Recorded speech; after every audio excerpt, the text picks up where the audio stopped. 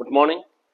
ഇന്ന് ഞാൻ ഓർത്തു നിങ്ങളുമായിട്ട് പങ്കുവയ്ക്കാൻ ഈ ഒരു ഭാഗം എടുക്കാം. ബൈബിളിലെ വിശുദ്ധ മത്തായിയുടെ സുവിശേഷം 6-ാം അധ്യായം 21-ാമത്തെ തിരുവചനം നമ്മളോട് പറയുന്നു, നിങ്ങളുടെ നിക്ഷേപം എവിടെയോ അവിടെ ആയിരിക്കും നിങ്ങളുടെ ഹൃദയോ. വളരെ അർത്ഥവത്തായ ഒരു സ്റ്റേറ്റ്മെൻ്റാണ്, ഒരു പ്രഖ്യാപനമാണ് ഈശോ നടത്തുക. കുറച്ചു കാലം മുമ്പ് ഒരു സാമാന്യ ചെറുപ്പക്കാരനായ ഒരുവൻ വന്ന് അവൻ്റെ അപ്പനെ കുറിച്ച് എന്നോട് പറഞ്ഞു. അപ്പനൊരു കുഴപ്പമുള്ള എന്നാന്ന് വെച്ചാൽ എപ്പോഴും പണത്തിൻ്റെ പുറകെയാണ്.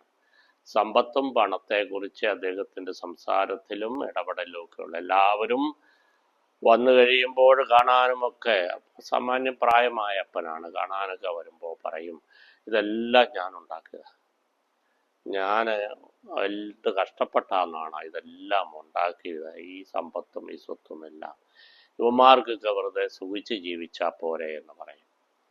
അദ്ദേഹം രാത്രിയായെന്ന ഉറക്കമൊന്നുമില്ല, പ്രാർത്ഥനയിലൊക്കെ പങ്കെടുക്കും. അപ്പോഴും ഒരുപക്ഷെ തൻ്റെ സമ്പാദ്യത്തെക്കുറിച്ചായിരിക്കും പൂർണ്ണമായിട്ട് ചിന്തിക്കുക.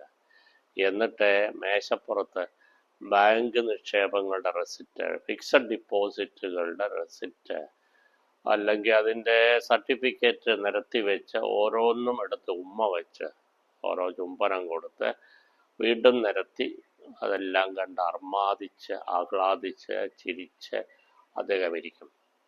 പിന്നെ പോയി കിടക്കും. കുറേ കഴിയുമ്പം വീണ്ടും എഴുന്നേറ്റ് വന്ന് ലൈറ്റ് ഇട്ടി പണി ചെയ്യും.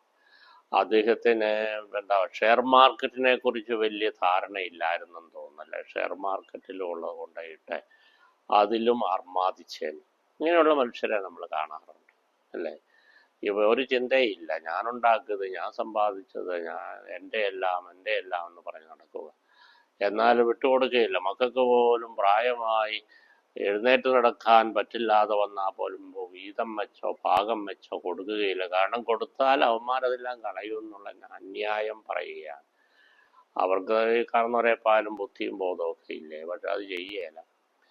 ഞാൻ കൊടുക്കാറായിട്ടില്ല, എനിക്കിപ്പോൾ എല്ലാം അന്വേഷിക്കാമെന്നുള്ള മട്ടിലും മർക്കടമുഷ്ടിയും പിടിച്ച് മസിലും പിടിച്ച് നടക്കുന്ന ചില കാരണവന്മാരുണ്ട്. അവരവരുടെ ജീവിതവും തുലച്ചു, മക്കളുടെ ജീവിതവും ദുരന്തത്തിലേക്ക് കൊണ്ടുപോവുകയാണ്. അവരുദ്ദേശിക്കുന്ന പോലെ ഒന്നും വളർത്തിയെടുക്കാനോ സാധിക്കാതെ പോകുന്നു. ഇങ്ങനെയുള്ള മനുഷ്യരോടാണ് ഈശോ പറയുക, നിങ്ങളുടെ ഹൃദയം എവിടെയോ, നിങ്ങളുടെ നിക്ഷേപം എവിടെയോ അവിടെയായിരിക്കും നിങ്ങളുടെ ഹൃദയം. ആ ഹൃദയത്തെ നല്ല ഇടങ്ങളിൽ ദൈവസന്നദ്ധിയിൽ ദൈവമഹത്വത്തിന് നമുക്ക് നിക്ഷേപിക്കാം. ദൈവം അനുഗ്രഹിക്കട്ടെ.